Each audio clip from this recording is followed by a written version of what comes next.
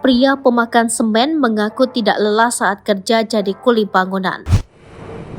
Aris Daenggale menjadi viral antara mengonsumsi semen selama 3 tahun. Aris merupakan warga Patalasang, Takalar, Sulawesi Selatan.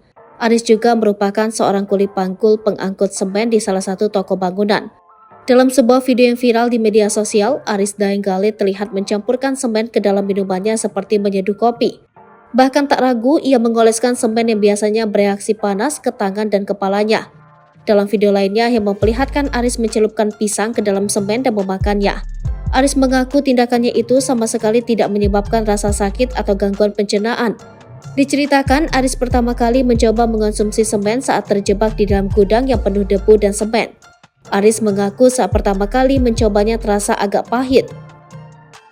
Aris menceritakan awal mula dirinya mencoba makan semen lantaran terperangkap di dalam sebuah gudang. Dalam kondisi tak bisa berbuat banyak, Aris pun pasrah pada kondisi dialaminya. Aris pun berdoa kepada Allah agar tubuhnya bisa disatukan dengan semen.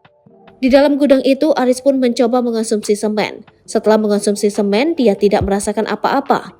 Hingga akhirnya Aris pun menjadi kecanduan dan bisa mengonsumsi semen setiap saat, meminum atau memakannya dicampur dengan buah pisang. Kebiasaan Aris mengonsumsi semen pun ternyata membuat keluarganya heran. Hal itu dilakukan Aris lantaran ingin memberitahu kepada teman-teman bekerja sebagai buruh bangunan tidak lelah. Aris mengaku kondisinya sehat setelah mengonsumsi semen baik-baik saja. Lebih lanjut, Aris mengaku tak merasakan apa-apa, kondisinya kini masih sehat bugar. Namun sekali lagi itu hanya klaim semata sebab Aris ternyata belum pernah memeriksakan kondisi kesehatannya di rumah sakit atau klinik.